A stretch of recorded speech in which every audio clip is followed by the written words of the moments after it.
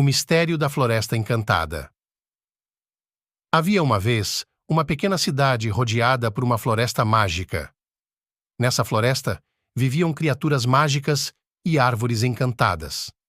As crianças da cidade sempre ouviam histórias sobre a Floresta Encantada, mas ninguém ousava entrar nela. Um dia, um corajoso garotinho chamado Pedro decidiu explorar a floresta. Ele vestiu sua capa vermelha e pegou uma lanterna mágica que seu avô lhe dera. Com passos hesitantes, Pedro entrou na floresta, onde as árvores sussurravam canções mágicas e os pássaros tinham penas coloridas como arco-íris. Enquanto Pedro caminhava, ele encontrou um coelho branco chamado Bolinha. Bolinha sabia tudo sobre a Floresta Encantada e ofereceu-se para ser o guia de Pedro. Juntos, eles descobriram um riacho